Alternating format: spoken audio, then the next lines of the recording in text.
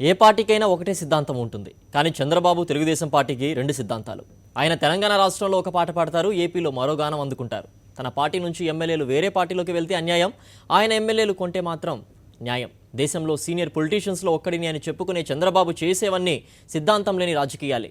ప్రజాస్వామ్య సహజ మౌలిక సూత్రాలకు తూట్లు పొడుస్తూ గతంలో వైఎస్ఆర్సీపీకి చెందిన 8 మంది ఎమ్మెల్యేలను కొన్న చంద్రబాబు ఇప్పుడు కూడా తన దారి అడ్డదారి అంటూ ఎమ్మెల్యేలకు గాలం వేస్తూ ప్రజాస్వామ్యాన్ని అపహాసం చేస్తున్నారు.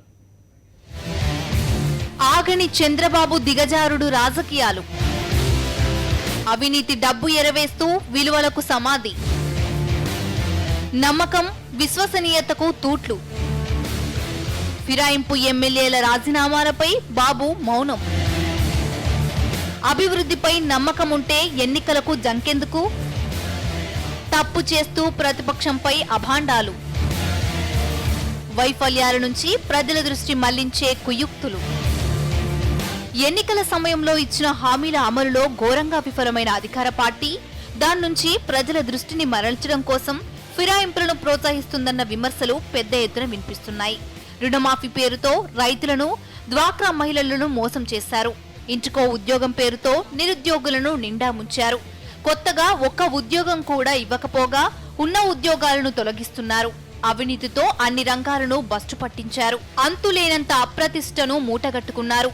సమర్థుడనని తాను వస్తే రాజధానిని సింగపూర్ చేస్తా, బీజింగ్ చేస్తానంటూ కబుర్లు చెప్పిన చంద్రబాబు అధికారంలోకి వచ్చి 2 ఏళ్లవుతున్నా ఇప్పటి వరకు రాజధానిలో చిన్న భవనం కూడా కట్టలేని పరిస్థితి. కేవలం డిజైన్లు విడుదల చేస్తూ కాలం వెళ్లబుచ్చుతున్నారు. రైతులు, యువకులు, ఉద్యోగులు ఇలా అన్ని వర్గాల్లో ప్రభుత్వంపై తీవ్ర వ్యతిరేకత వ్యక్తమవుతుంది. అందుకే 2 ఏళ్ల నుంచి వెనకేసిన అవినీతి డబ్బుతో ప్రతిపక్ష ఎమ్మెల్యేలను ప్రలోభపెట్టి కొనుగోలు చేస్తున్నారు. స్వయంగా ముఖ్యమంత్రి చంద్రబాబు నాయుడు రంగంలోకి దిగి ప్రలోభాల పర్వానికి పర్యవేక్షిస్తున్నారు. ఇందుకోసం ప్రతిపక్ష ఎమ్మెల్యేలకు భారీ స్థాయిలో ఆఫర్లు ఎరవేస్తున్నారు. 30 కోట్లకు పైగా నగదు, రాజధానిలో విలువైన భూములు, పదవులను ఎరచూపుతున్నారు. ప్రతిపక్ష పార్టీ లేకుండా చేయడంలో భాగంగా వైఎస్ఆర్సీపీ కీలక నేత జ్యోతుల నెహ్రూపై ప్రలోభ పంచాను విసిరింది టీడీపీ. ఇందుకోసం పక్కా ప్లాన్ తో పావులు కదిపారు చంద్రబాబు నాయుడు. తొలుత పీఎస్సీ పదవి విషయంలో పార్టీ సీనియర్ ఎమ్మెల్యే జ్యోతులకు అన్యాయం జరిగిందంటూ పనిగట్టుకుని ప్రచారం చేశారు. అనంతరం పార్టీ నేతలతో సంప్రదింపులకు దిగారు. పెద్ద ఎత్తున చర్చలు జరిపారు. అయినప్పటికీ పార్టీ మారేందుకు ససేమీరా అంటున్న జ్యోతులను చివరకు మంత్రి పదవి ఎరగా వేసి ఆకర్షించినట్టు తెలుస్తుంది. అధికార పార్టీ ప్రలోభ పర్వాన్ని కప్పిపుచ్చుకునేందుకు అభివృద్ధి మంత్రాన్ని జపిస్తున్నారు. తామెవర్ని ప్రలోభ పెట్టడం లేదని, తమ అభివృద్ధిని చూసి ప్రతిపక్ష ఎమ్మెల్యేలు టీడీపీలోకి వస్తున్నారని ప్రచారం చేసుకుంటున్నారు. ఈ కుట్ర ప్రచారంపై ప్రతిపక్ష నేత వైఎస్ఆర్సీపీ అధినేత వైఎస్ జగన్మోహన్ రెడ్డి విసురుతున్న సవాలుపై చంద్రబాబు కిక్కురుమనటం లేదు. అభివృద్ధిపై నమ్మకం ఉంటే, మీరు చేసిన అభివృద్ధి నిజమైతే పార్టీ ఫిరాయించిన ఎమ్మెల్యేలతో రాజీనామా చేయించి ఎన్నికలకు దిగండి అంటూ వైఎస్ జగన్ ప్రభుత్వానికి కొన్నాళ్లుగా సవాలు విసురుతున్నారు.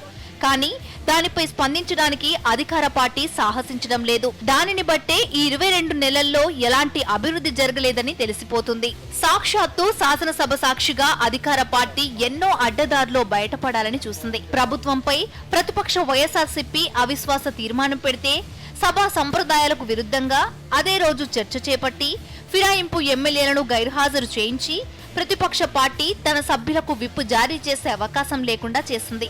సభ్యులంతా డివిజన్ కు పట్టుబడుతున్నా మూజు వాణి ఓటుతో తప్పించుకుంది. స్పీకర్ పై అవిశ్వాసం పెట్టిన సందర్భంలోనూ ఇలాగే పలాయానం చిత్తగించింది. ఇప్పుడు ద్రవ్య వినిమయ బిల్లు విషయంలోనూ ప్రతిపక్ష వైఎస్ఆర్సీపీ ఓటింగ్ కోరుతుంది. సభ్యులందరికీ విప్ జారీ చేసింది.